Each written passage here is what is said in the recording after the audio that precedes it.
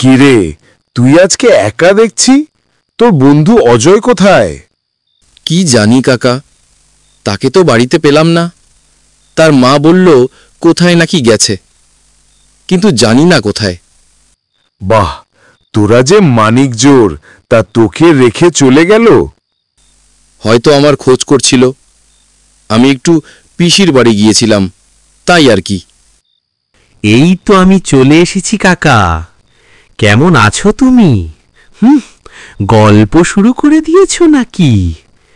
আমি ভালো আছি রে। না না, এখনো শুরু করিনি। ঝিরি ঝিরি একদম বৃষ্টি পড়ছে গো কাকা। মেঘ করে এসেছে, ভালো বৃষ্টি হবে মনে হচ্ছে। ও হরিদা, একটু গরম গরম চা করো না। এই ওয়েদারের চা আর তেলে ভাজা খুব ভালো লাগবে। তবে বাবুরা, তেলে ভাজা কি খাবে? গরম গরম বেগুনি না আলুর চপ? বেগুনি ভালো হবে বল। বেগুনি হলে মন্দ হবে না, কি বলিস তোরা? তুমি বেগুনি ভাজো। একদম। ও বিশুদা, একটা ভূতের গল্প বল না।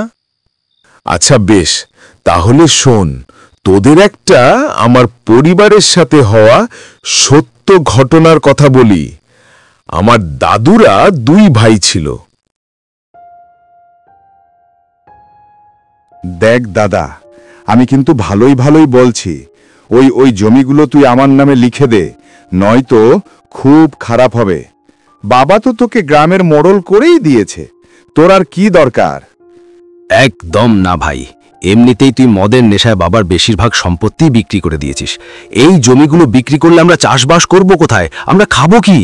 তাছাড়া বাবার সিদ্ধান্ত ছিল আমি মোড়ল হব। প্রাণ থাকতে আমি এই জমিগুলো কিছুতেই তোকে দেব না। তুই তবে দিবি না বলছিস? ভালোই ভালোই না দিলে আমাকে কিন্তু আঙুলটা বাঁকাতে হবে।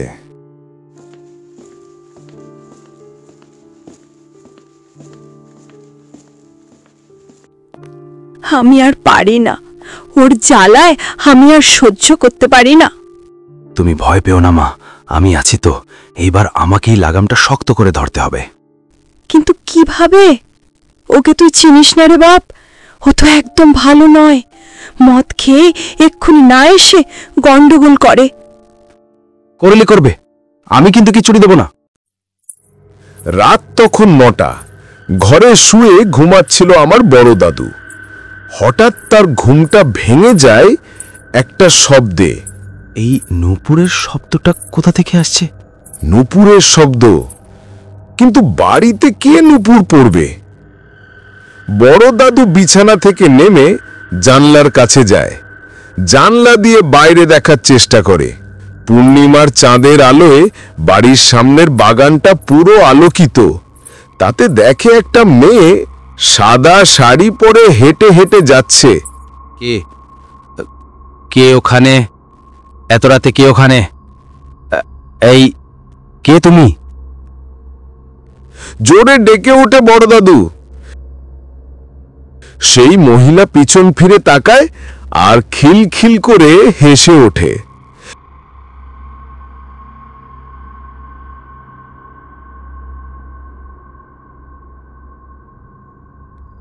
এত রাতে কি আমাদের বাড়ির বাগানে? আমাকে দেখে কি ভয় কোথাও চলে গেল? কিন্তু এত রাতে কি উদ্দেশ্যে আমার বাড়িতে?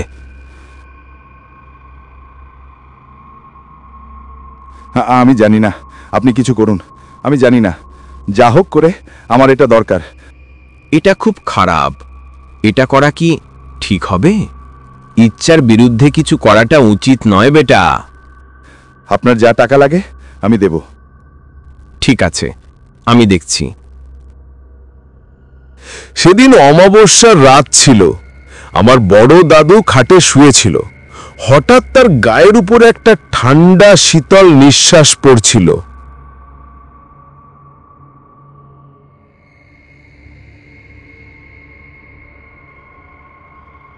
এই, কে আপনি? এখানে কি করে? ঘরের ভেতরে কিভাবে প্রবেশ করলেন? চুপ, একদম চুপ। এরপর ওকে দাদু যেন একটা ঘোরের মধ্যে থাকতো, একটু অন্যরকম ভাব। গোপাল দাদুর মা খুব চিন্তিত থাকতে ওই ব্যাপারটা নিয়ে। আরে গোপাল, রাতের বেলা তুই কার সাথে কথা বলিস রে? হ্যাঁ, না না, কেউ না তো। আরে তোর ঘর থেকে কারো শব্দ শোনা যায়? রাতের বেলা বেরিয়ে যাস কোথাও, আবার কিছুক্ষণ পর ফিরে আসিস। এত রাতে কোথায় যাস? তুমি ভুল শুনেছো, এবার ভুল শুনেছো তুমি। মায়ের এখন সন্দেহ হয়েছে। আমাকে আজ সকালেই কি জিজ্ঞাসা করছিল যে আমি রাতে কার সঙ্গে কথা বলি। আমি কোনো রকম এই ব্যাপারটাকে সামাল দিয়ে উঠেছি। ওই জন্যই তো বলছি আমার সাথে চলো। তা হয় না, মাকে একা রেখে আমি কিভাবে যাব? আমি পারবো না যেতে। তোমার কি আমার সাথে থাকতে ইচ্ছে করে না? এইদিকে ততদিনে একটা কাণ্ড ঘটেছে গ্রামে।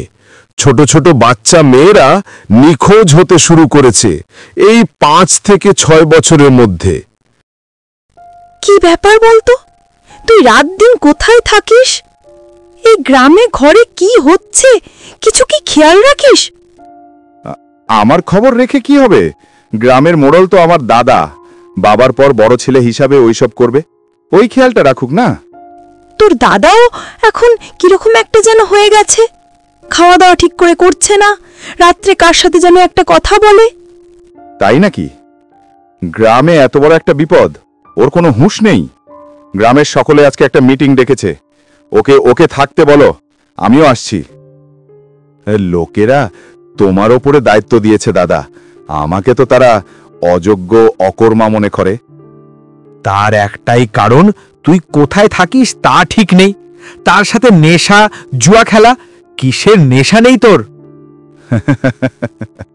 আচ্ছা বেশ, সমাধান করতে পারবে তো সব? করো তাহলে। সব সমস্যার সমাধান হয়ে যাবে রে বেটা। খুব দ্রুত যেন হয় বাবা, খুব দ্রুত চাই আমার সবকিছু।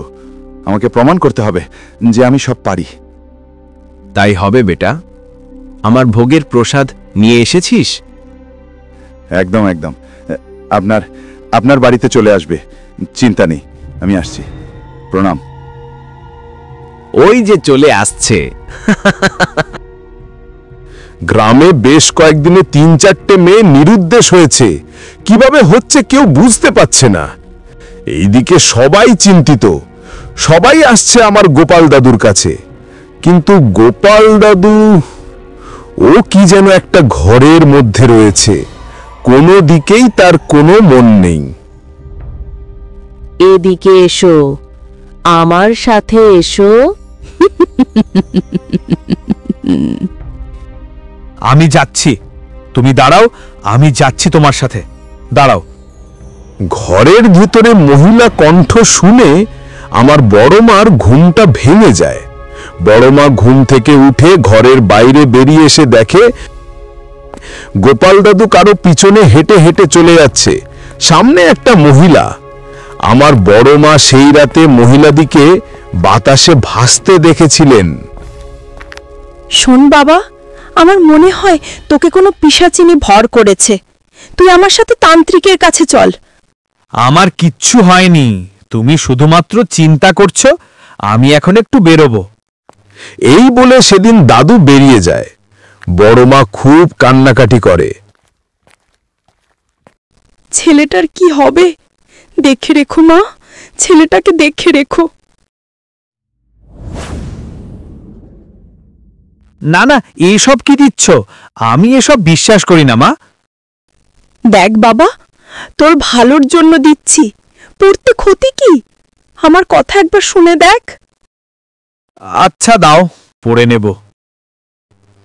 গোপাল দাদু সেই মহিলার জন্য ছটফট করছিল, কিন্তু সেই মহিলা অনেক রাত হয়ে যাওয়ার পরেও আসেনি।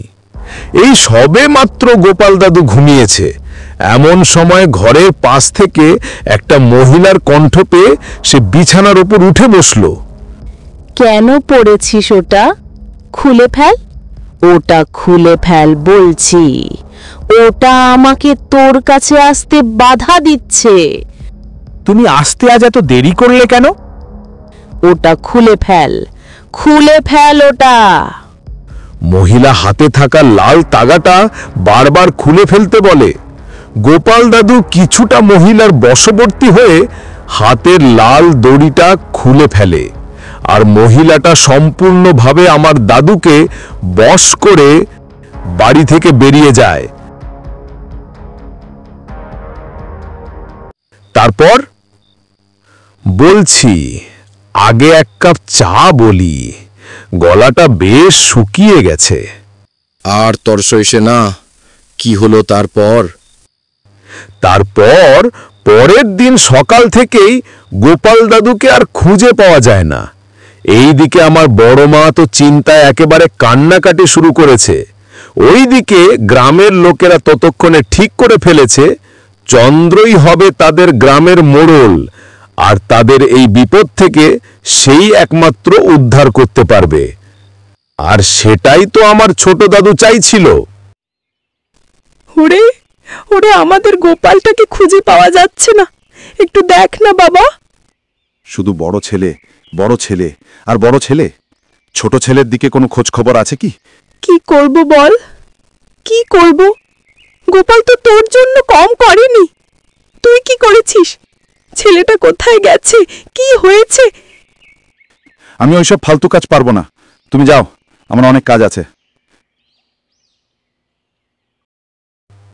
ওই গ্রামেরই শেষ প্রান্তে একটা পুরনো মন্দির ছিল। রাতের বেলায় গোপাল দাদু আর সেই মহিলা বসেছিল সেই মন্দিরে।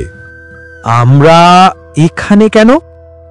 তোমার আমাকে খুব ভালো লেগেছে, তোমাকে আমি আমার সাথে নিয়ে যাব। যদিও তোমাকে শুধুমাত্র বশীভূত করার জন্যই আমাকে আদেশ দেওয়া হয়েছিল, কিন্তু তোমাকে আমার খুব পছন্দ।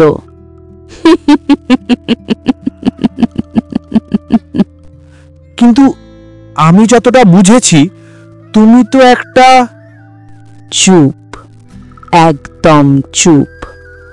আমার কাছে এসো, আমার কাছে এসো, এসো বলছি।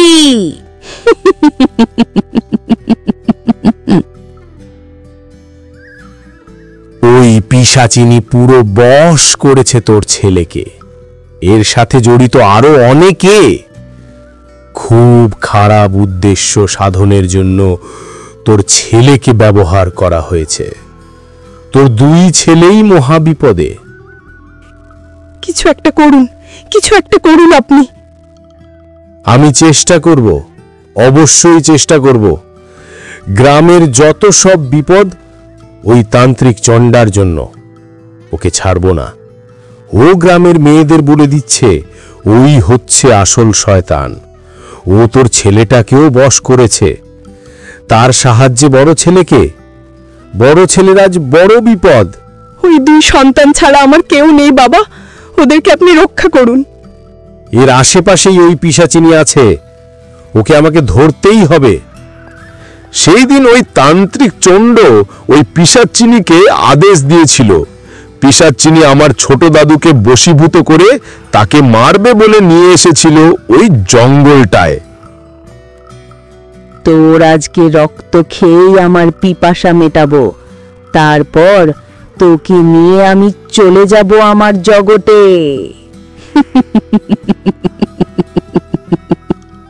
ওই পিশাচিনীটি আমার ছোট দাদুকে শূন্যে তুলে ধরে তার গলা টিপে ধরে। সে যন্ত্রণায় ঝটপট করতে থাকে। তখনই সেখানে পৌঁছায় তান্ত্রিক বাবা।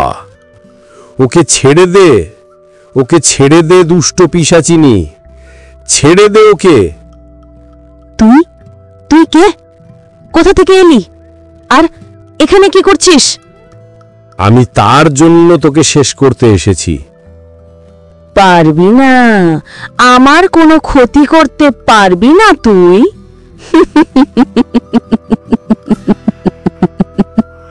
আমি কোনো যেমন তেমন তান্ত্রিক নই, তারা মায়ের আশীর্বাদ সিদ্ধ। আজ অবধি কোনো খারাপ কাজের সাথে যুক্ত হইনি। আমার শরীর জ্বলছে, বাঁচাও। আমি আবার আসবো,